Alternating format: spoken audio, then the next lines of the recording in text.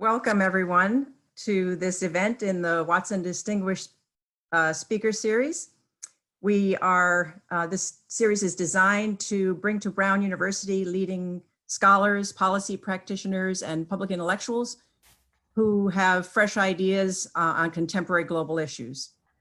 I'm Catherine Lutz, research professor at the Watson Institute for International and Public Affairs and co-director along with Nita Crawford and Stephanie Savell of the Costs of War Project, one of the sponsors of this event. We at Brown are fundamentally honored and lucky to be able to have Reverend Dr. William J. Barber II with us today to talk about his work and ideas. There couldn't be a more crucial time for him to be with us now in the midst of social revolt and social reaction, and in the midst of social change possibilities that we have not seen in our lifetimes, no matter how old we are. William J. Barber II is a pastor and social justice advocate building a broad-based grassroots movement grounded in the moral tenets of faith-based communities and the US Constitution. The movement confronts systemic racism, poverty, environmental devastation, the war economy, and the distorted moral narratives of religious nationalism in America today. Reverend Barber founded Repairers of the Breach, a leadership development organization in 2014 to expand and build a national movement rooted in moral analysis, moral articulation, and moral action. In 2016, he led a moral revival tour that covered 26 states and attracted thousands of people. In 2017, he and his colleagues launched a revival of the 1968 Poor People's Campaign that was spearheaded by Reverend Martin Luther King, among many others. In 2018, the Poor People's Campaign launched 40 days of moral nonviolent civil disobedience in 40 states and Washington, D.C., resulting in over 5,000 acts of simultaneous civil disobedience in 36 state capitals and the US Capitol. William Barber received a BA from North Carolina Central University, a Master's of Divinity from Duke University, and a Doctor of Ministry from Drew University. He's also the recipient of 8 honorary degrees and is a distinguished visiting professor at Union Theological Seminary. Dr. Barber's publications include the books Moving Forward or Forward Together, A Moral Message for the Nation, The Third Reconstruction, Moral Mondays, Fusion Politics, and the Rise of a New Justice Movement, and Revive Us Again, Vision and Action in Moral Organizing. He's a frequent media contributor, having written for the New York Times, the Washington Post, and the Guardian, and he frequently appears on CNN and MSNBC. Reverend Barber is also an Auburn Seminary Senior Fellow and a 2018 MacArthur Fellow. Again, we are very honored and lucky to be able to have him speak to us today. The event today will have the following format. Dr. Barber will show a short video entitled Pain and Power that illustrates the problems of inequality that his movement is about. He'll make some introductory remarks, and then we'll have a conversation about his work and the problem especially of connections between militarism and inequality. We'll welcome questions of any kind from the audience, and we'd like those who are registered for the webinar to use the Q&A function to do that, to submit your questions. And if you're watching on YouTube, you can also submit questions there, and we'll hope to get to many of them. We're going to be continuing till 6 o'clock. So Dr. Barber, again, welcome to Brown, virtually at least. Thank you. And we're looking forward to your remarks after the video. Thank you so much. I worked 41 years in the coal mines. I have black lung, and it's just unfathomable what these poor coal miners have to go through in order to get what they have worked for and deserve. At one time, poverty was a temporary condition. You were on a down slope for a minute, but you could bounce back up. We can't bounce back up today. It's permanent. We're not going back to the factory and building cars and trucks like we once did. A job working at McDonald's or the grocery store doesn't pay enough for one person to live. We work a 40-hour work week, still not enough.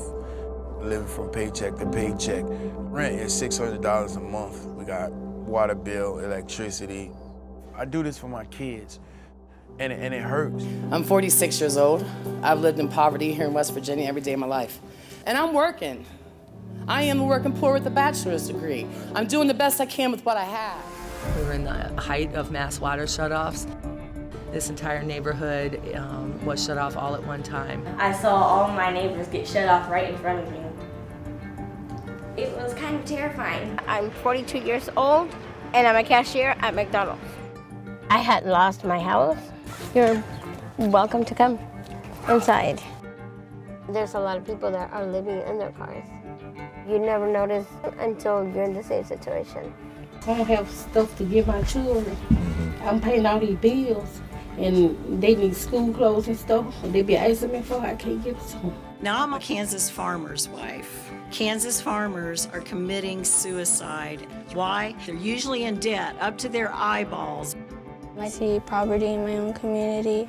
You know, there's a 70% unemployment rate in the reservation right now. Here in New York City, we're home to millionaires and billionaires, and we have so many people living in the street, and that's just not right. I've been a homeless veteran twice, lived in a shelter. I've been living down here since I was 17. My only chance of going to college was joining the Army. We are demanding that we stop the war on our poor.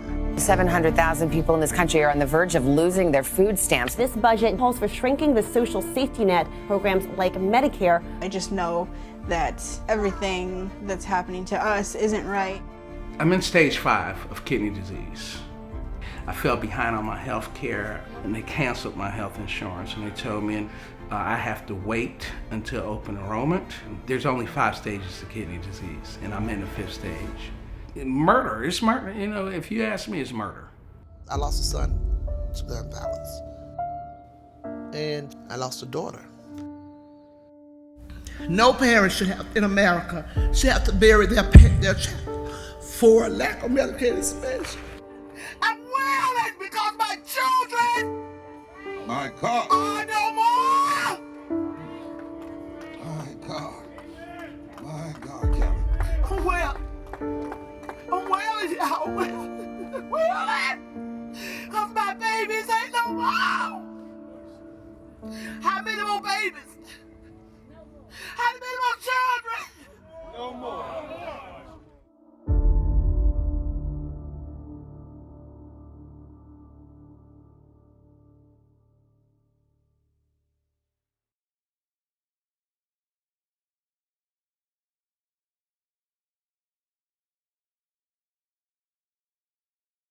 It shows how the issues that we face with Dr. Lutz are so interlocked and interconnected. And I'm sure the technical folk can figure that out before we get to the end of this conversation. So let's just equate that as being a small thing. If the worst sin we can commit today in light of all this craziness is having a little technical glitch of sound versus picture, and I think we've done pretty well. That's as bad. So, but I'm so honored to be with you at Brown. I think this kind of conversation, call to action, is so important. And I'm really here on behalf of so many people. I'm not here as an individual.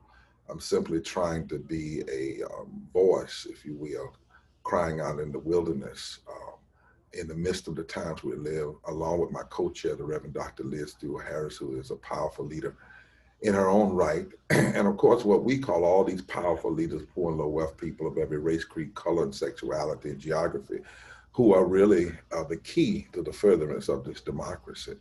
And I really believe in how we talk to them and engage with them and hear from them and change laws and policies based on them is really going to be whether or not we become the America we claim to be on paper in the final analysis. And if we don't listen to the cries of the people, then God help us. The mourning, the hope is actually in the mourning, M-O-U-R-N-I-N-G. That's where the hope is, turning the mourning in the streets and the mourning in the pain caused by poverty, caused by systemic racism, caused by ecological devastation, caused by the denial of healthcare, caused by the war economy, militarism, and caused by the false narrative of religious nationalism. We have to turn the mourning that's caused by those interlocking injustices, the deaths that are caused by those interlocking injustices, the unjust situations that are caused by that. We have to turn that into another direction in this country. And we're not talking, somebody asked me, well, are you talking about democracy? You're talking about socialism, you're talking about communism. They get trapped in these little conversations. And I believe a lot of those words are too small and too puny. So I like to talk in moral language in terms of our deepest religious values and our deepest constitutional values. I said, so what I'm talking about is what Jesus said when Jesus said a nation will be judged how it treated the least of these.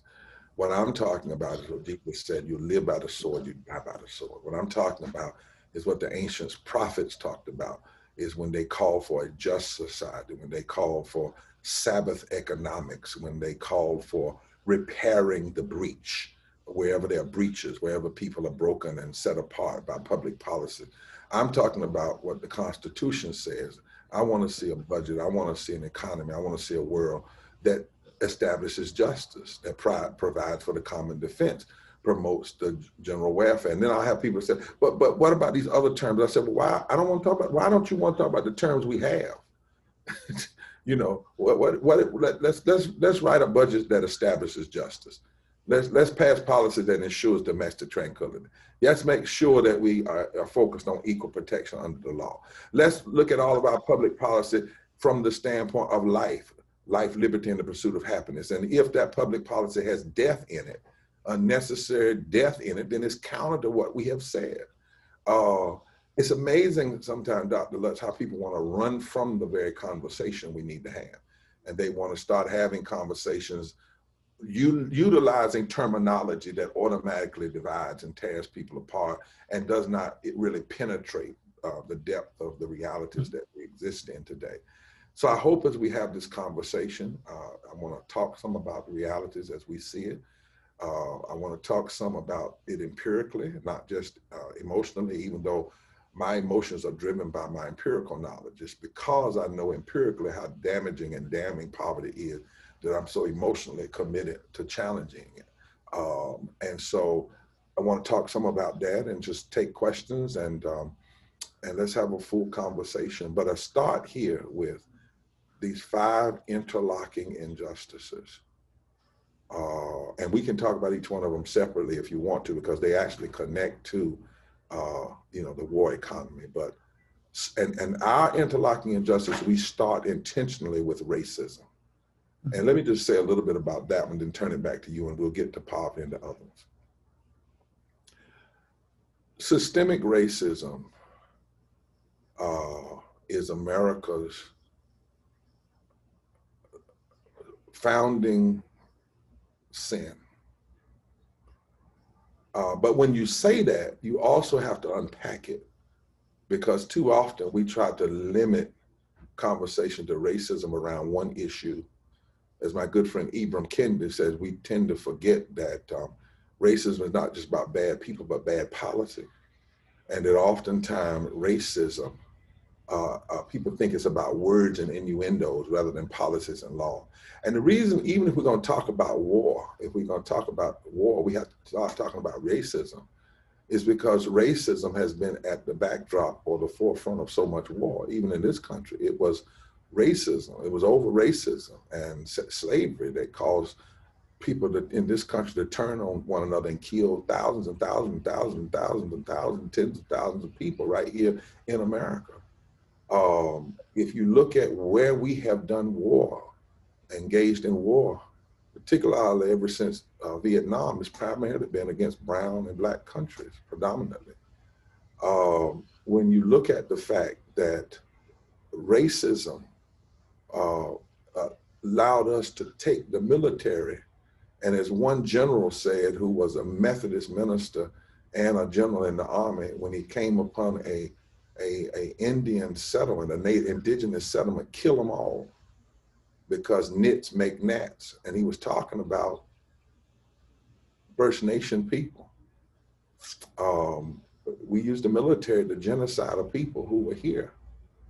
And so you can't really talk about war and not deal with the issue of racism. And you can't talk about racism unless you talk about all of it, from slavery, from the genocide towards indigenous people first, and then slavery, and then the hurt toward Chinese people, the systemic racism of voter suppression, mass incarceration, a resegregation of our public schools, the racism of police brutality that did not just start with the latest cases we've seen. Even Dr. King in his speech in 1963 at the March on Washington linked police brutality with economic injustice even then. Lynching and hanging and using the police to intimidate communities has been a part of this culture from its very inception. It was a part of the development of the Second Amendment that allowed militias, but really were about allowing for the raising of arms to put down slave rebellion. And so if we don't deal with a thorough unpacking of what racism is, and that it is not just police brutality and killing people on camera by the cops, as gross and grotesque as that is, as horrible and horrific as that is, if our conversation about what systemic racism is and what needs to be changed stops just there, and we only get moved if we see certain things on video camera, we actually are not unpacking the depth and the deadliness of racism and how systemic racism has so much impact yet in this society in the decisions that we make. So even in the Poor People's Campaign, even when I'm in Appalachia with predominantly white community, we start with an analysis of systemic racism and how it's connected to systemic poverty and so forth and so on. Because as Dr. King said, there were three interlocking injustices: racism, militarism, and poverty. He said these three interlocking injustices were killing all of us, not just Black people. Today, there are five, we believe: systemic racism, systemic poverty, ecological devastation, the war economy, and the false moral narrative of religious nationalism. And the good news is we can overcome them. The good news is it doesn't have to be there. The good news is, imagine a world where we really, really, really break free of this racism, where we really break free of poverty. And the reality is we can do it. That's why the Poor People Campaign doesn't just curse the darkness. We actually have put forth an agenda for Jubilee, an agenda for justice, an agenda for moving forward. So thank you so much for allowing us to be on. And the tech folk will work that out. They'll get it on at the end. Fantastic. Yeah, no, that hope is so important. And maybe we can get to that a little later, but maybe we could start just with that, the question of how the movement has evolved since Martin Luther King, who took a while to come to that connection between militarism and and poverty, inequality, racism. And he did that in his famous Riverside Church sermon, where he asked, why it took us all so long to ask those questions about the morality of that war and its connection to race. And I just wanted to start the conversation with that sermon, and talk with you about how that has come to evolve in your thinking, as it did for his. He said he'd finally come to see the connection between the problems of racism and militarism for three reasons. The first, that he was, quote, increasingly compelled to see the war as an enemy of the poor. That's clearly what your movement has pointed to. The second was seeing that Black young men were being sent, quote, 8,000 miles away to guarantee liberties in Southeast Asia that they had not found in Southwest Georgia or East Harlem. And the third was being challenged, and this is apropos of your question about language and what kinds of words we're allowed to use or can use to break through to new ways of thinking. He said the third was being challenged when he called for nonviolent protest to explain why the protesters' violence back in 67, 68 was wrong. And again, this was mostly violence against property, was wrong when the US was using violence to solve its problems overseas. And he had some very interesting reflections on why he had hesitated to come to talk about Vietnam at that point, but that those connections became clearer and clearer to him. And I'm wondering if you, in going around the country and thinking through this, see what kinds of challenges there are for people in the country to make those connections between the war overseas and the war against the poor, racism overseas, the fact that these wars in Iraq and Afghanistan have been, they haven't been in Europe or Norway, right? They've been against Black and brown people, and connections between that and police killings at home and poverty at home, even more seemingly indirectly. But I wonder if you can talk about that. Yeah, and poverty that is producing death. So poverty becomes a matter of domestic policy terrorism. 700 people are dying a day before COVID from poverty. 250,000 people a year. Now think about that. Before COVID, 140 million people poor and low wealth in this country. Before COVID, 65% of Latinx people, 60% of Black people, 41% of Asians, 39% of white people poor and low wealth before COVID. Then you look at the actual numbers, that's 37 million Latinx people, 25 million Black people, 7.6 million Asian people, and 67 million poor people. So you had 40 million more poor and low wealth white people than you did Black people in this country prior to COVID. 45% were women, 73 million people, 52% of children before COVID, 38 million people, and 42% of our elders, 20-some million people. And we know people die. And yet the war on poverty is the war we did not lose, it's the war we left the battlefield on, right? So let's wrestle a little bit with what Dr. King was dealing with and unpack that for a minute.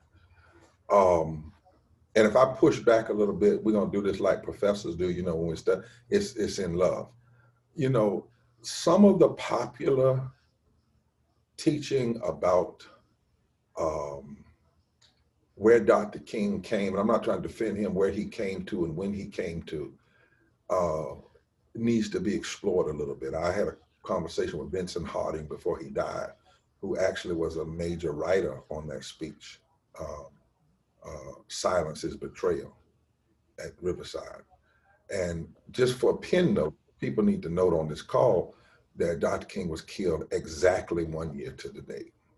Now, I want folk to hold that, because before we ever question why somebody in this country comes to a point that they have to call the country out like King did, the most greatest purveyor of violence the world has ever known, and challenges war machinery, is because most of the time they die. And they don't die, they die violently. And it's not necessarily the people who we would think, you know, we get assassinated, but the context is created for that killing. So Dr. King comes out against war and poverty and civil rights at that speech in April 1967. That night, 150 newspapers write articles against him, including Black newspapers. In the next few weeks, all of the civil rights organizations would back, well, most of them would back away from him, would write, not white people, Black civil rights organizations wrote resolutions, the same one that had marched with him in '63. He lost his invitation to the White House. So in a real sense, he and those that were anti-war and those that were anti-poverty found themselves in some ways an isolated community protest, and he pressed forward. I think we have to remember that. Now, but it is a little bit of a misnomer to say he didn't recognize the connections, because as far back in 1956, in a sermon at Dexter Avenue, he talked about the 99% running over the 1%, the 1% being ruled over by the 99%. He talked about war. It was in a sermon called Paul's Letter to American Christians, right? And if you read some of the not so familiar words, just like the March on Washington, that speech was not named I Have a Dream. The title of the speech was Normalcy No Longer. And it was about jobs and freedom. And he talked about the violence in the country. Earlier in Detroit, he had given an expanded version of that speech, almost 20 some days prior to the March on Washington. Later in the death of the 4 little girls 17 days later in Birmingham, he would push some into the issue of violence and death, and talk about how anybody who was standing on the sidelines was actually the ones that were killing little girls, like the ones who died. And then, of course, in less than 2 months, a president was dead. And then you get the violence of 1964. My point is, I'm trying to make that it was a coming to it, because eventually anybody who challenges this democracy to be fair will find themselves having to challenge militarism. We have to challenge the war economy. I mean, you eventually have to come there. And you think about what he was saying. This is, and I'm one that's nonviolent, I want to make that clear.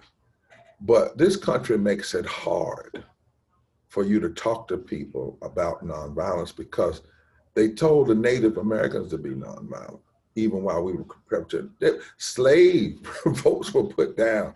There were people in the abolition movement that said to John Brown, you know, you don't need to be taken up, but then at the same time, people were being hung. Frederick Douglass was almost there. He almost went there. You know, Harriet Tubman decided she would go there. She fought on the side of the Union Army, and even before then, she carried a pistol and told folk you would either be free in Canada or you're gonna be free in heaven, but you're not going backwards. I mean, we've always had, if you want to interpret, this has been a violent culture, right? And it's amazing how this culture will utilize and will use the need for violence to protect the democracy and protect the power structure, but then say to other persons, you need to be nonviolent. And I'm thankful for those, myself, others, Dr. King. I was in a conversation with Gandhi's grandson just a few days ago, why we have to be committed to nonviolence, because ultimately this society knows violence. And so if you go after it, there's certain violence it's going to perpetrate toward anybody that challenges it anyway. But if you all out just decide to throw out there and go at it, then you're actually going at what it knows. And it ultimately knows it well. Nobody knows how to do war like we do. Nobody knows how to perpetrate violence like we do. So in a sense that Jesus said, you know, you live by the sword, you die by the sword. We have to recognize, to fight for justice, we cannot become what we dislike, because this society knows violence too well. And somehow we have to challenge it, still rooted in the principles of nonviolence. But as Dr. King said, it makes it so hard when you're trying to talk to people in the street sometimes. Oh, absolutely. And I wonder, you know, that the challenge of coming up with alternative ways of challenging the system, and the kind of the third rail of American politics, which Dr. King ran into, and we all run into, which is that one can't question the national security state, or the idea that America has the right and the necessity of being the most militarily powerful country on the planet. So that challenge to be able to speak into the public arena when so many people feel that is treasonous in a certain way.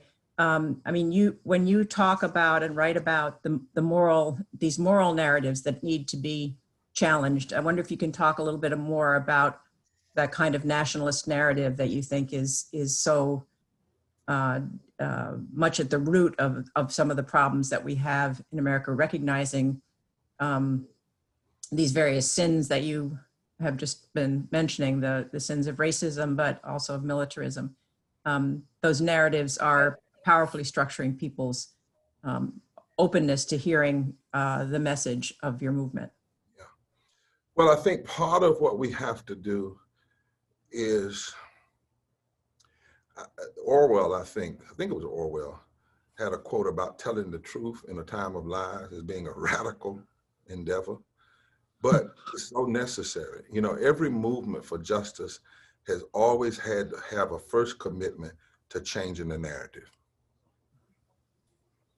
You know, slavery was upheld by a powerful narrative, a narrative that basically was rooted in what I call evil economics. The end justifies the mean, sick sociology, that people can't be together on the same level, bad biology, that people are positioned by the color of their skin to be less than, political pathology, where politics says on the one hand it's for we the people, but it only means some of us the people. And then finally a heretical ontology that suggests God intended it to be this way. And you can find those lies in the stacks of our libraries of our greatest institutions, where not some rabid person spitting tobacco and wearing a Klan hat wrote, but professors, theologians spent time undergirding these lies, and that it was the American way, that in fact slavery was a part of our national ethos, that it needed to be this way. I often say that's one of the reasons why economics was split from moral philosophy. You know, early on, moral philosophy and economics there was no discipline for economics, it was moral philosophy. And within the framework of moral philosophy, you dealt with economics. But how can you talk about conscience and morality with economics if you got slavery? So economics was kind of pulled out to be just about numbers. But that's when it becomes evil, because the Bible that I read says the love of money is the root of all evil. So one of the things we have to do is unpack the lies. I think that's one of the reasons why even now when we're seeing Trump and McConnell, now I don't list them as the beginning of the problem. I tell folk that you cannot say that Trump and McConnell aren't America. They are very much American, a part of it. They're not all of America, because you also have Fannie Lou Hamer, Dr. King, and Viola Russa, and Rabbi Heschel, and all. They're America too. But the George Wallaces and all get produced here too. So there must be something in the water, Dr. Lutz. There must be something in the ethos that can produce this, right? Mm-hmm. And so to say that Trump is even the first. I'm doing an analysis now. I'm trying to write a piece on the connection between Woodrow Wilson and Trump, and some of the same thing Woodrow Wilson was doing 100 years ago that Trump is doing today. But my point is, you notice the one thing that they always are working hard at is narrative, the lie, keep the lie alive. What made Dr. King and what makes a movement like the Poor People's Campaign so important is we go right at the narrative and we seek to change it. And in the Poor People's Campaign, we change it by putting a face on it. So oftentimes, Republicans racialize poverty, Democrats run from poverty. So what we decided to was lift up the voices of the poor and low wealth. So we have people speak, whether they're from Appalachia or Alabama. They tell their stories, and then we put that alongside the empirical data. Unpacking the lies. Unpacking the lies. One of the things we see, what do we see with Trump and they want to keep lying? The lie about myth, the myth that we don't have enough resources, the myth that we got to have $800 billion in our military twice. You know, if we cut that to $350 billion, we would still have more money than North Korea, Russia, Iran, Iraq, and China combined. But this lie, right, that we have to have the lies around that protest is anarchy, you know, and what we have to begin to do is challenge the lie right up, the lie that this is conservative, the lie the lie even about left and right. We have to break free of some of this language, because I'm not on the left when I stand for healthcare, but then I'm on the right when I'm against healthcare. I'm not on the left when I stand against the war, and then on. Who told us that? Who came up with these categories? Who decided that we should pick up something from the French Revolution and apply it to 21st century America, and that it would fit? That whole left, right, you know, down the.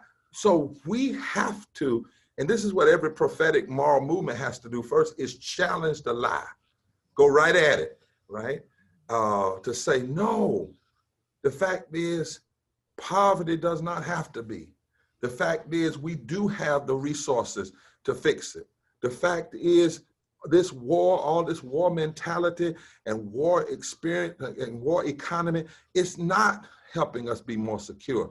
And it's not even benefiting the soldiers because the majority of it goes to the corporations.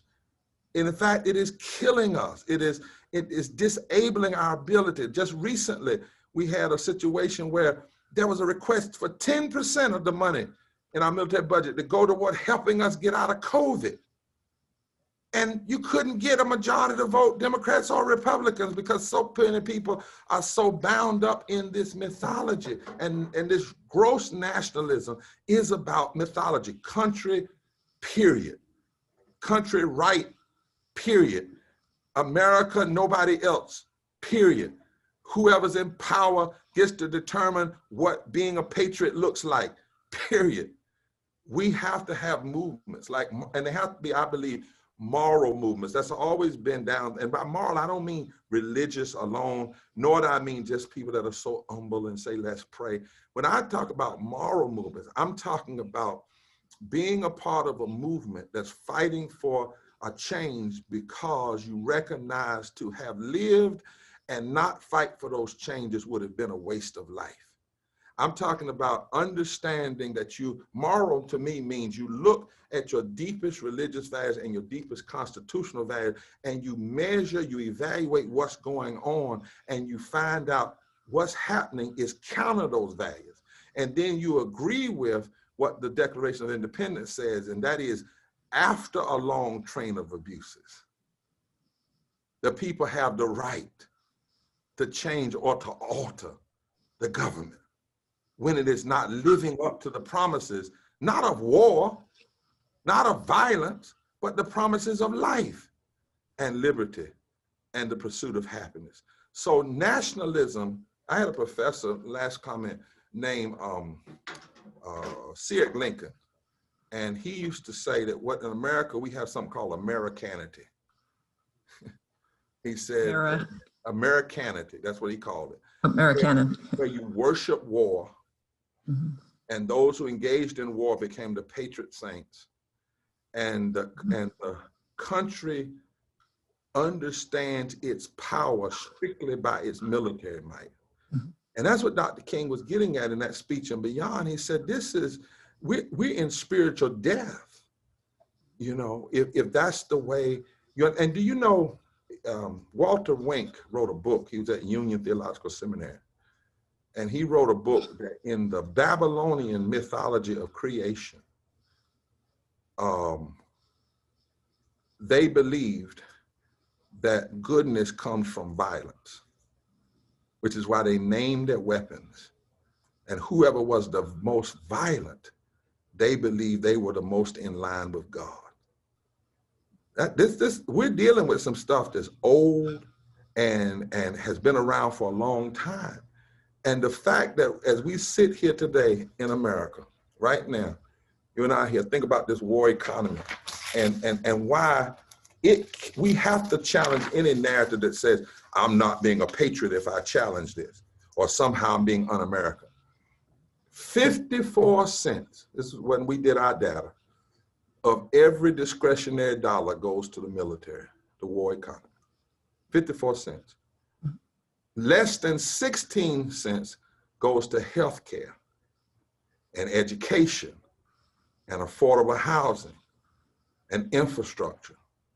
We've paid $4+ trillion since 2001 to fight a war on terror, while claiming we don't have the resource for healthcare. You got to go right at that line. They're claiming we don't have the money for living wages. So our problem is we don't have enough money. Our problem is we don't have the moral capacity and the moral critique to face what ails our society and to deal with it. And it's killing us. We wouldn't be this unprepared for COVID if we hadn't cut money for community health programs and put more money in war. We wouldn't have this problem and be so bad for COVID if we had taken just one military contract and funded all 14 states that denied Medicaid expansion. So So this war economy, not even war, but the war economy, the constant fear mongering, the constant saying that you gotta have, we can blow the world up 50 times, but we really need to get to 100. Well, to me, it sounds like if you can blow the world up one time, that's that's kind of the end of it, right? That's kind of the end of it. But so at some point we have to have movement that begin to talk at this level and also invite people in. One of the things we've done in the Poor People's Campaign is we got veterans inside who will talk about how we can never truly address systemic racism, systemic poverty, ecological devastation until we address the war economy, until we address false and distorted notions of nationalism, which suggests that you are not a patriot when you challenge the injustices of the war. I pastor in a military town. That's interesting, and with a major base. Members of my church in the military, many of them are veterans. And you know what they say? Tell it, pastor. Teach the truth. Because they've been there and they've seen their loved ones sometimes abandoned while we got all this money for war, and yet we got 23,000 veterans on food stamps, and many more using underpasses for homes and hotels and apartments. So we have to go right after the lie. And the lie is that money solves it all and war protects it, when the truth of the matter is money, the love of money is the root of all evil. And if you live by the sword, ultimately, even as a nation, you die by the sword. And certainly if you put more money, 54 cents of every discretionary dollar. Actually, we have a slide that that shows that just what you're talking about, the misplaced priorities, the central role that military spending plays in the way the federal government thinks it should be doing its job. And I think Alex can put that up there. Yeah. Wow. Yeah. So that 53% in the last fiscal year went to the military. Then the next slide shows that if one adds even other parts of the federal budget where you find military spending, like in the Department of Energy, you find spending on all the nuclear weapons programs, in Veterans Affairs, where again, as a result of past wars, we have a huge veteran community that needs care. So the squeezing out of every other human need is visible right there in that pie chart, where the blue is eating everything else. And you know, you just said something that's powerful that we also have to deal with in this, and why it has to come from the perspective of a movement and not just individuals. You know, one of the reasons we built the Poor People's Campaign from the bottom up. We have 43 coordinating committees. Every committee has tri-chairs, you know, an impacted person, an advocate, and a religious leader. And why this past June, we had 3 million people that would have showed up in Washington, D.C. if we could have gone there for COVID, but instead they came onto a mass Poor People's Assembly March on Washington, June 20th, over 3 million plus people. And people are starting to hear that you can't separate any of those, because the other lie is not only do we have the lie about what nationalism, patriotism really is, we have the lies of fear mongering in order to put more money into war economy. We have then we have the lie about separating the issues. You know, that's one of the things Dr. King was hated for the most, is uniting the issues, right? Uniting, you know, the issues, because that's what, I mean, I've literally been in rooms, Dr. Lutz, talking to politicians, and they'll invite me in the room, and I say, no, I can't come by myself, I'm gonna bring some of my friends, and I'll bring, say, a labor leader, a poor person, and a veteran in, and they get shook. They're like, well, we didn't expect, well, wait a minute, we thought we were gonna talk about racism. I said, we are gonna talk about racism, but we're getting ready to talk about how it interlocks and connects with everything. And the reason is because they want us to separate these issues and not show people the connection. So you have a conversation about race over here just with Black people, and one about environmental, but primarily white people and environmentalists. You have only the economic thing with the labor people, or primarily white, and the war thing, you don't even get into it.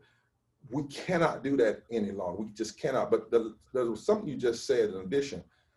past wars. That's that fourth lie, right? And it's rooted in giving free stuff to the welfare people and all of these mandates and what do they call it?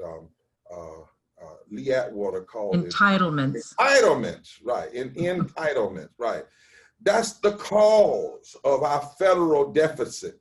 That's the cause of our problem, and it's several lies wrapped up in that. One is that the cause of any economic problem we have is all the wars we've been in that we shouldn't have had to go into. And then if you say that, they say, well, do you just let people drop bombs on you? I mean, blow up buildings with the planes and don't respond? Well, that's not, see, that's a different conversation. What we do know is even there were forces out there, even President Obama, and while we challenged some of the things he did, then some people saying this is a police matter, not a war matter. But some people eventually wanted to go straight to war because they had other agendas. They had other agendas. They knew once you started, you can't stop the trickling in, not just the trickling down, but the trickling in of the monies that you need.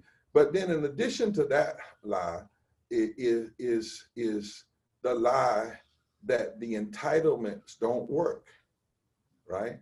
And so, and that's a lie because we know that the war on poverty was working. And then there was a pulling back from it. And guess who pulled it back? Two of the greatest warmongers, three of them that we've seen. You had Nixon, Rumsfeld, and Cheney. People forget that. It was Rumsfeld and Cheney that were put over the Office of Economic Development that had been started in the Johnson administration to undermine it. They undermined, they tore it apart. And so, again, we have to constantly unpack these lies and say to folks, listen, it's these past wars. It's not living wages. It's not health care. You know, it's these past wars. And it's almost like we treat the war machinery in a kind of socialistic standpoint because they get whatever they want, right, from the people. And then we have to flip it over, though, and show the people, what if we weren't doing this? Which is why we did a budget, and we were able to show what would happen if we cut the military, what would happen if people were paid a living wage, what would happen if people had health care. And in our budget, we found out things like this. Number one, we'd have another $300 billion that we could use in uplifting the whole society. And if you want to argue that you need a strong military, well, we did it in a way that said, and you would still have more money in the military than you have in 5 or 6 countries you claim are adversaries. We then said, if you pay people a living wage, not only would you lift 49 million people immediately out of poverty and low wealth, you would pump $368 billion into the economy. Same thing is true if you provided people health care as it being attached to their bodies and their humanities and not to their jobs and to their income.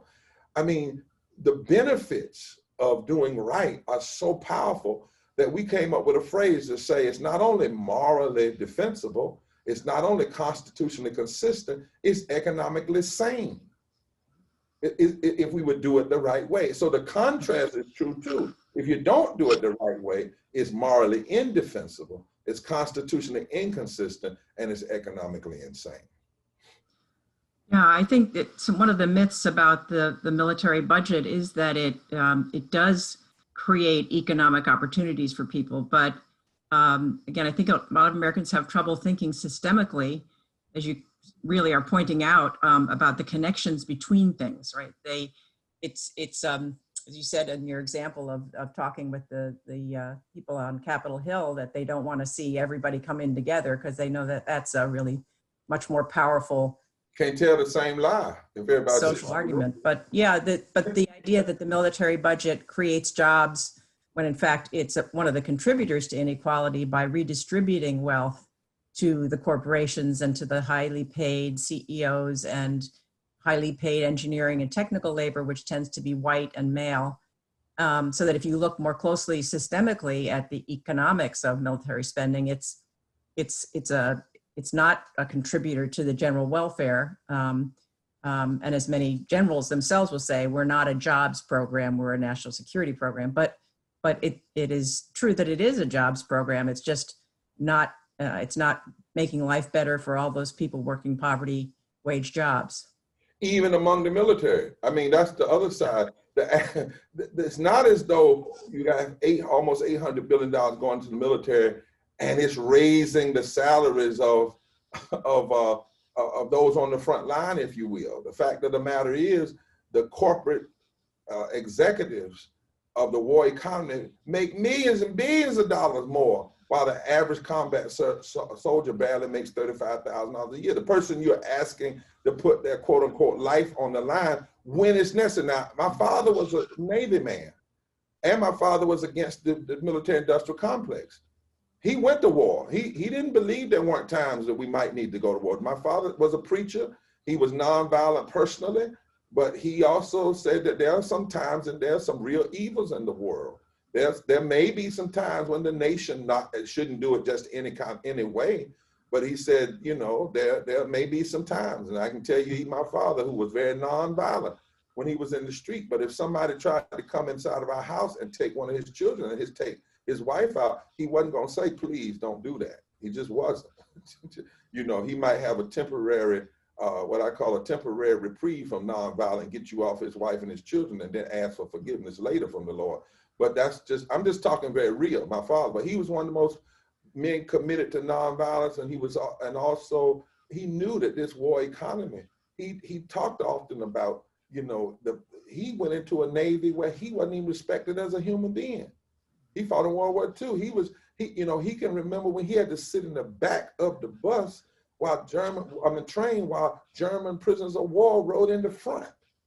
And so he said, don't even talk to me about patriotism. I know I'm patriot. And because of that, I gave first-class blood for second-class citizenship. I'm going to speak out against what I see.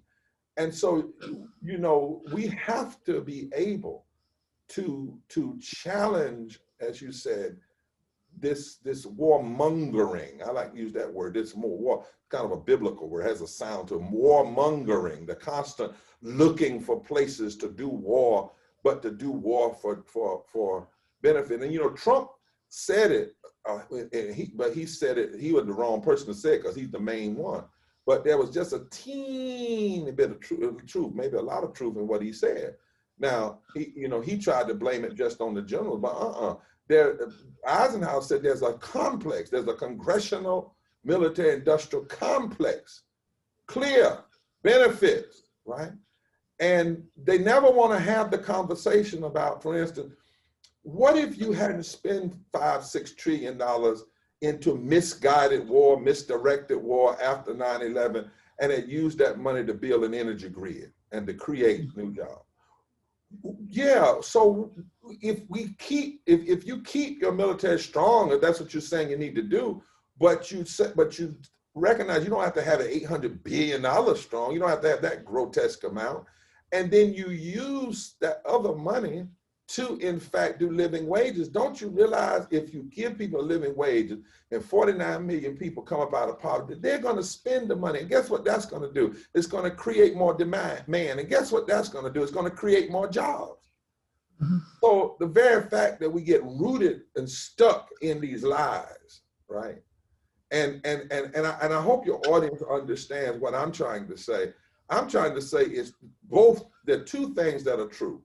Number one, we need, as Dr. King said, in the times in which we live, it's no longer nuclear war, it's not just about war and not war, it's about existence and non-existence. Let's just get that clear. Number two, I'm nonviolent and anti-warmongering and all of those kinds of things. But every now and then when I'm in a conversation, I may say to a person, listen, let's take for a moment that you agree or you believe we need a military. There is another place you can talk about this from. You need a military, but you don't need all of this greed and all of this warmongering and all of this money that's actually making you less safe. I mean, and COVID has revealed that in a real sense, because the pandemic has revealed to us three things, I think. The fissures of society, poverty and racism, which public health officials that are true to their calling will tell you that pandemics exploit the fissures of poverty and systemic racism and the policies that create so much vulnerability in a society. And then that vulnerability doesn't just stay among the poor people and Black people, because if you're in the country and poor people and white and Black and brown are being hurt and people are being infected because of racism, guess what? It's going to spread to other places. It's not going to stay on the Black side of town or stay on the poor side of town. It's going to continue to hurt all of us. But then the third piece that you really don't hear people talking about is if you have COVID running through your society, and then i.e. running through your military, because you took all this money and put it into the military war economy and didn't use any of this money prior to COVID to strengthen your health systems and protect yourself against pandemics, which all of the social scientists and health scientists tell us are coming. This may just be the first one, but you ignore it. Aren't you in a less safe place? Mm-hmm. Well, we just saw that when the Theodore Roosevelt, that aircraft carrier, showed up on Guam with, and the military itself is vulnerable to that. The virus can defeat a whole aircraft carrier full of sailors. Yeah. I think forged into the community of Guam and brought the virus there as well. So it's defeated a whole aircraft carrier and to think about the way aircraft carriers are built just to withstand, in an actual war. But that virus that's been turned loose, that didn't have to be. The virus is one thing, but the inept response to the virus and the not doing the thing to protect ourselves from the virus is a whole nother thing. So you claim you want to be safe, but then you put more money in militarism than protecting your people with healthcare and the other things they need. And then a little germ that can be washed off with warm water and protected from with a face mask. You leave yourself so vulnerable to it that it can take one of your top aircraft carriers and put it in port.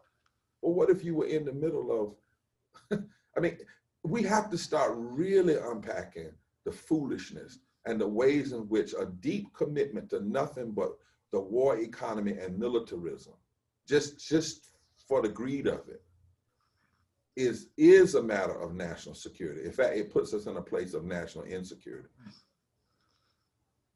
The idea, though, I want to turn to some of the questions that we have from folks who are listening in. One of the ways we've protected ourselves from this virus is by having to do this remotely. We would have loved to have seen you in person and had students and faculty be able to talk to you more directly. But we do have a couple of questions that I can pass on to you. The first is from Michael Kennedy. He faculty here at Watson. He wants to, he says, your evocation of morality inspires. I especially appreciate your challenge to what may be the majority of white evangelicals to recognize their, quote, theological malpractice bordering on heresy. Has your moral movement made any inroads into this alternative morality that sanctifies Trump, inequality, and racism? Yes, and not just Trump, and I always struggle when to call somebody a white evangelical, because it's not biblical. And so as a biblicist and as a public theologian who focuses on public policy, but as one who is a conservative, I'm actually a conservative when it comes to reading scripture. And by that I mean is, if the number one sin in the Bible when you read scripture is idolatry. The number two sin is when that idolatry makes you mistreat the poor and cause violence against the vulnerable. So a conservative reading, conserve means to hold on to the essence of, means you can't call yourself a conservative Christian and not be against idolatry, self-worship, whether that be the self-worship that goes into gross militarism, or when you are not, you can't call yourself a conservative if you're not against and have a quarrel with the policies of inequality and injustice and how the poor are being treated.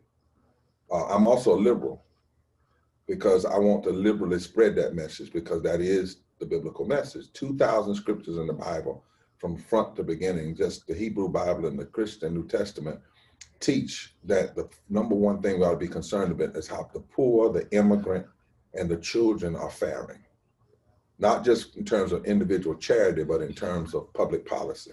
If you cut all of those scriptures out of the Bible falls apart. There is no Bible. So, and I'm an evangelical, but not a white evangelical. I ain't a black evangelical. I'm not even just a black person. I'm black, Tuscarora, Indian, and white. I have people in my family. So you see what I'm doing, Dr. Lutz? I'm really resisting the labels, even though I know we've created talking points. But I think part of what we have to do in this movement is resist all of the old talking points, because so much of it has been sown to keep us from penetrating deeper, from pushing deeper, right? And so true biblical evangelicalism. And sometimes when you say that, I've had some of my liberal friends, but now, Reverend Barber, you can't be absolute because you always have to leave room. Well, I agree. You can't be absolute on everything, but there are some things are absolute. You got to breathe. If you don't, you're going to die. That's absolute.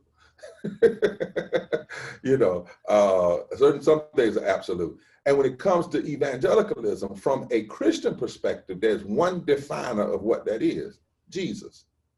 In the story. If you're talking about Christian, now if you're just talking about religion, your own, and I'm not dissing the other, I'm talking about if you are a Christian and you're going to talk about evangelicalism, there's no such thing. You can't find one scripture that says black or white or brown evangelicalism. The only time the word evangelical is used in the scripture is connected to an outcry against the things that hurt the poor. Is right there at the beginning of Jesus's gospel, when he starts in Luke chapter 4, verse 18, the Spirit of the Lord is upon me to preach good news to the poor, the patokos. And the poor there in Greek, is 3 words in Greek for poor, but the one that's used there is the word patokos, which means those who've been made poor because of the economic exploitations of the systems of war and the systems of Caesar and the systems of injustice and the systems of Rome and the systems of empire. So have we made inroads with evangelicals? Yes. Are there large numbers of people that are recognizing that to even call something white evangelical is to call it non-Christian? To even put that label on it means you've decided to have what Frederick Douglass called. Frederick Douglass said, the slave master has a religion. It's not Christianity, he has a religion. And I hate the religion of the slave master, but I love the Christianity of Jesus. Frederick Douglass would not dare call the slave master's religion Christianity, even slave master's Christianity. He refused to put that title because he knew it was counterposed to everything that Jesus stood for. So we're having a lot of inroads. We're in Appalachia, we're in the Deep South. But the other thing we're having to do is it's not just, for lack of a better word, the white evangelicals or those that claim that term, that's the problem in our society. Some of the problem has also been the quietness. Dr. King talked about it wasn't just his enemies, it was his friends. Remember, when Dr. King was in the Birmingham jail, it was not white racist pastors that told him to slow down. It was pastors he thought would understand. They called themselves liberal. That told him that he needed to slow down a little bit and back up. And he had to write a letter from jail because they were the ones that were questioning. I'm standing up on a bad knee. They were the ones that were questioning his presence. And so too often, the church in America and sometimes the leadership in churches say things like this: well, we have to preach to everybody, and we don't want to make anybody mad, and we have to have a place where Republicans and Democrats can come and pray. Well, actually, Jesus didn't believe that. Jesus said, my house is a house of prayer for all people, and the one thing you're supposed to get when you come to church is truth.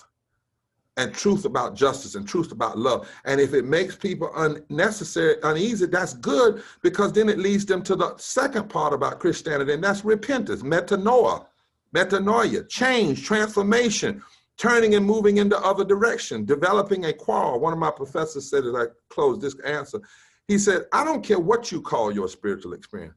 You can call it baptized, sprinkled, dipped in the blood. You can call it washed. You can call it, I saw an icon. You can say, if it doesn't produce a quarrel with the world, if it doesn't produce a quarrel with injustice, then it's a lot of things, but it's not authentic Christian faith. And the same could be said about Judaism, same could be said about Islam, same could be said about any of our major religions. If you read them closely, they all are the antithesis to injustice and poverty and warmongering. So we have a lot of people that are coming and changing and moving and recognizing that this is the time for us to reach into our deepest moral values and speak up and speak out. But if we had time, we don't, because I see Sister Lutz looking out for that next question. If we had time, I would try to help your listeners understand that this didn't start with Trump, and it didn't start with Jerry Falwell, and it didn't start with Franklin Graham. It goes all the way back to the justifications that were made to kill the Native people, and it goes all the way back to slaveholder religion, and it goes all the way back to those that decided to stand against the New Deal and Franklin Delano Roosevelt. And since I'm talking to a bunch of scholars and others, go pick up the book, two books, Freeing Yourself from Slaveholding Religion by Jonathan Wilson Hartgrove, a little piece I wrote called We Are Called to Be a Movement, and then a third piece that was written by a professor at Princeton entitled The Purchasing of the American Pulpit, One Nation Under God. And I would encourage you to read those. And when you read them, you're going to find out, actually, Trump wasn't the problem that created all this mess. He's the symptom of years and years of the church not doing what it should have done in the moral arena. And never forget that while King was invited to Riverside to do that speech on the war, there were thousands and thousands of other pulpits that would never let him in to talk about the same thing. So we're coming towards the end where we wanted to hopefully show this time with the visuals some more of your videos that give a sense of what your movement is about. But maybe just before we get to that, I wanted to ask one last question about, we were talking earlier about your sense of hope, and you've given us a lot of clues to where you find that hope. It's biblical, it's in the people that you meet with who have helped form this really large movement of people across all kinds of social categories. But you also talked about Frederick Douglass's message that you have been reading recently that gives you a renewed sense of how to think about where the hope lies. And I wonder if you could just speak a bit about that. I think everybody on this Zoom ought to go pick up that speech, May 1857.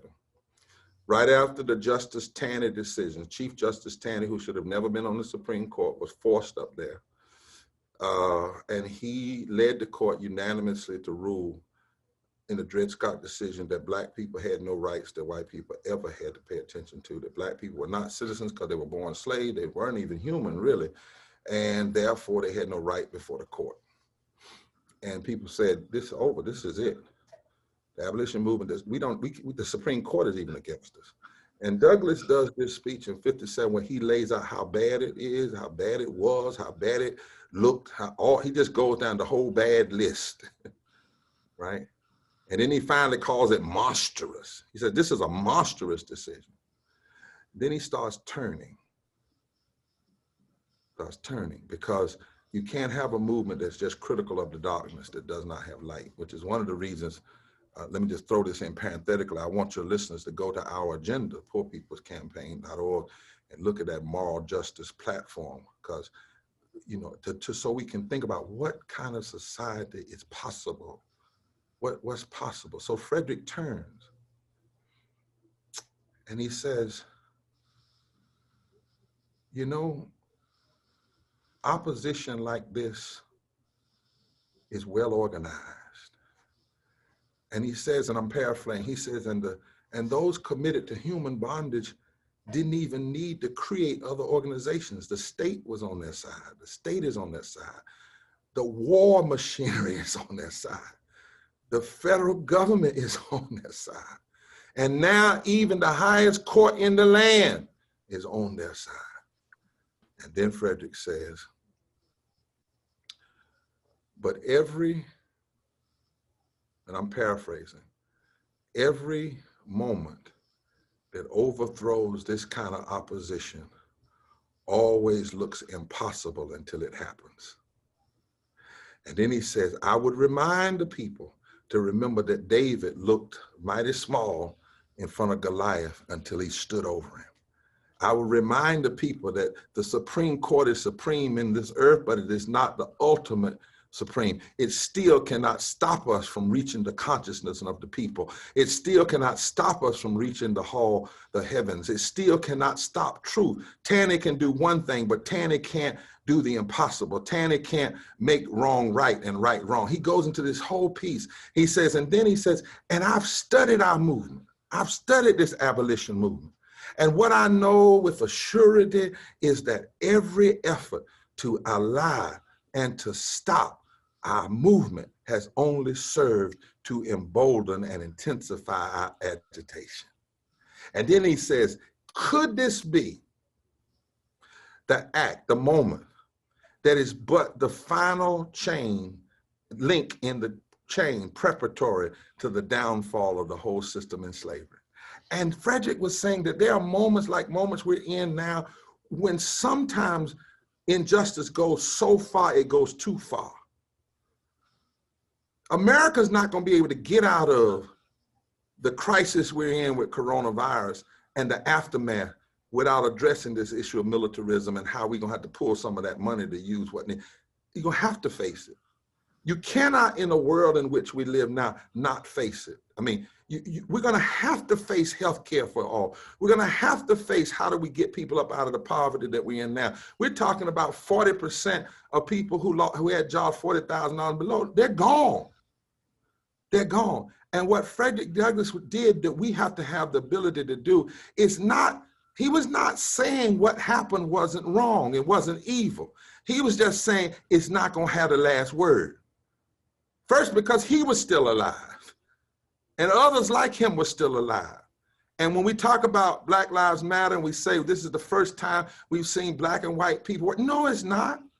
It's the first time we've seen it on video. It's the first time we've seen it in this particular, but the abolition movement was black and white.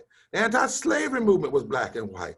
The Reconstruction movement of the 1800s was black and white. The early labor movement was black and white. Frederick Douglass stood with women and Chinese people fighting against the viciousness of the government against the Chinese people in the 1800s. The civil rights movement was black and white. The lawyers that went in to overturn the Plessy decision were black and white and Jewish. We also cannot allow the larger culture to mistell our own history. Because that lie too can mess you up. When you don't know your own history and we start acting brand new, like what we see now, we've never seen it before. What we see now is on the backs of what we've seen before. It's the seed coming up. It's the roots, it's the leaves, it's the branches coming up from the tree, the oak tree of justice that's always been planted in the middle of this democracy. What we see now is the tributaries that's coming out from the river of justice that's always flown through this democracy. And that's where hope lies. Is remembering that I don't care how bad it is today. Let me tell you this, to listen, as a black man and as a person who's also part Native American, what we facing now ain't worse than slavery. What we facing now is not worse than genocide. So you get your heads up, you get your battle gear on, and you decide that we're not gonna do less when our people did more with less before us. This is not worse than the women not even having the right to vote. We had a right to vote. They didn't even have a right to vote. And they didn't quit. Mother Jones and others of them said, I'm going to fight till hell freezes over, and then I'm going to fight on the ice. And so that's what gives me, and where I get this from is when I'm out here with the people, walking through the Rio Grande River with a family that just wants to touch each other for 2 minutes because they've been separated because of these unjust laws. Being up with poor folk in Harlan County and Martin County, Kentucky, who I just got off a call with before I got on, who are doing caravans all over Kentucky. And people down in the Delta, and people over in the Tenderloin in San Francisco, one of the poorest areas in the country, and then fast food workers in Carolina. This is what they are saying. Our backs are against the wall, and we now have no other thing to do but fight. And every time that moment has come in America, justice has won. I didn't say it wasn't beaten up, didn't say it wasn't assassinated and killed sometime, but ultimately, nobody remembers the name of George Wallace. It remembers the name of those that took him on. Trump is loud now, but he ain't the last voice. He won, he was selected president. He didn't win the presidency. He lost about 3 million votes. There are 100 million people that didn't vote in the last election. We don't need to be crying, we need to be organizing. We need to be mobilized. We need to do more. Mobilize, organize, registering, educating people to vote. Mike Epstein, last point. Mike Epstein is Black in Mississippi, running for the Senate. He only lost in a special election last year by 2 points. He only needs 20% of the white vote in Mississippi to win a United States Senate seat. 20%. You can't tell me there aren't 20% of white people in Mississippi that know right from wrong. I know they are, but many times the party has ignored them, and we've not gone after them. What we need to do in this moment is, if we're against violence and if we're against warmongering, then we need to raise our own army of love and our own army of truth and our own army of nonviolence. That's what we're committed to do in the Poor People's Campaign, by calling people together to respond to these interlocking injustices. And we're in it for the long haul, because in a real sense, we're all we have and we're all God has. But if the rejected come together, we can become the cornerstones of a new reality and a moral revival in this country.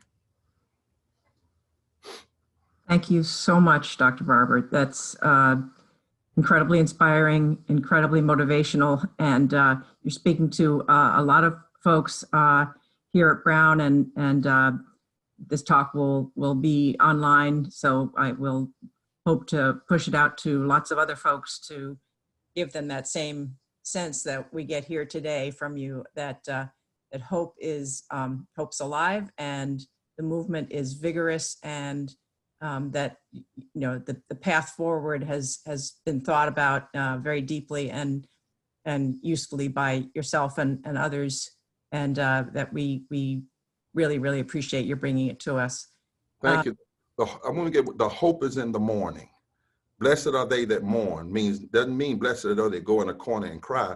It means blessed are they. The Greek word for mourn there is mourn so deeply that they make a change. And that's where the blessing is, in the morning. I hope you will send out to your folk the links about the budget. Yes, absolutely. www.poorpeoplescampaign.org, so people can join in. The Voting is Power Unleashed movement and join in the agenda and join the campaign. It's been powerful to be with you. I don't know which video, did they get the video? Which one do they have? Because it shows that people are not living in their tears alone, but because of those tears and because of that pain, they're fighting back. And I don't know what your time is, if you have to end exactly on time, but that video on the agenda would be powerful to end with. Yeah. What happens in Wall Street often doesn't say a thing about what's happening on the real streets of America. Everybody has a right to live. The Poor People's Campaign, a national call for moral revival, has come up with a series of demands. I know that you are here for the same reasons we all are here, to put our elected official on notice. The pain and the discontent is real, and the demands of our movement are moral. We know what we want to focus on. Our agenda is clear.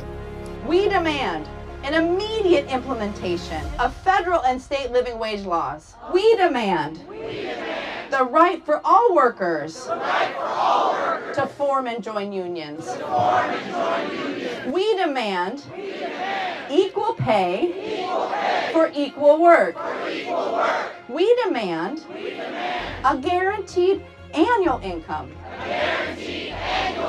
We demand fully funded anti-poverty programs that protects the welfare of us all. We demand the expansion of Medicaid in every state. We want single-payer universal health care, not for some, but for everybody. We demand an immediate restoration of the Voting Rights Act. We demand an end to racist gerrymandering. We want early registration of 17 and 18-year-olds. We want registration to vote at age 18. If we can be drafted for war at 18, we ought to be able to vote automatically at 18. Early voting in every state, same-day registration, and the enactment of Election Day as a holiday. We demand a reversal of state laws that prevent municipalities from raising minimum wage. We demand an end to mass incarceration and the continuing inequalities of black, brown, and poor white people with the criminal justice system. We demand the right to vote for the formerly incarcerated. A clear and just immigration system. This includes providing a timely citizenship process that guarantees the right to vote. The First Nation, Native American, and Alaskan Native people retain their tribal recognition as a nation, not a race. We demand decent housing. We demand relief from crushing household, student, and consumer debt.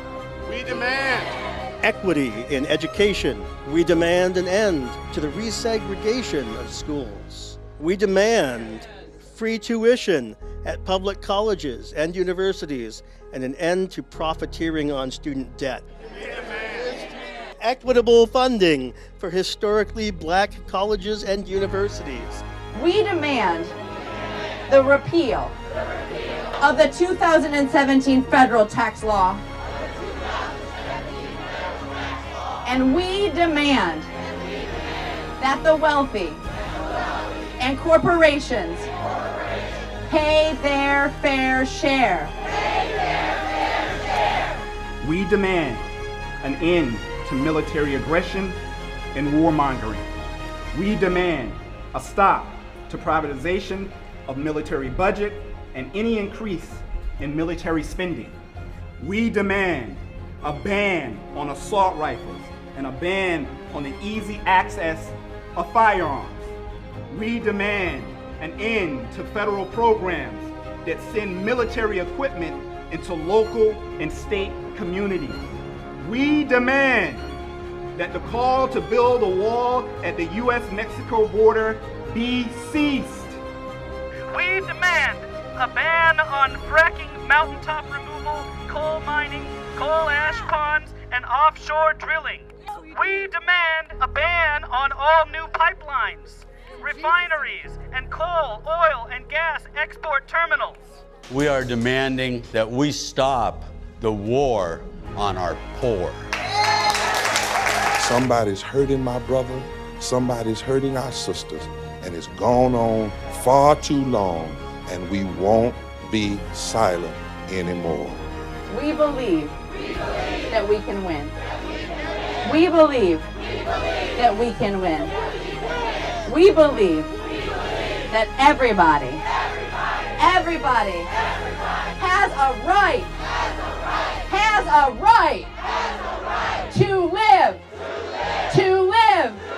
to live.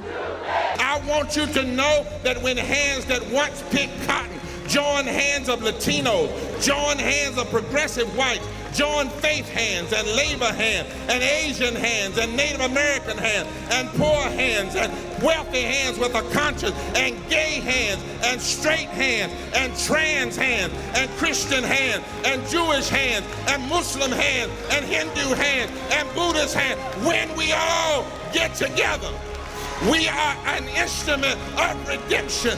When we join hands, we can revive and make sure that the promise of life, liberty, and the pursuit of happiness and equal protection under the law is never taken away from anybody. So I got a question. Are the rejected ready to revive and declare that this land is your land, this land is my land, this land is our land, and together from the State House to the White House, the rejected are going to demand that this nation never give up on being one nation under God, indivisible, with liberty and justice for all.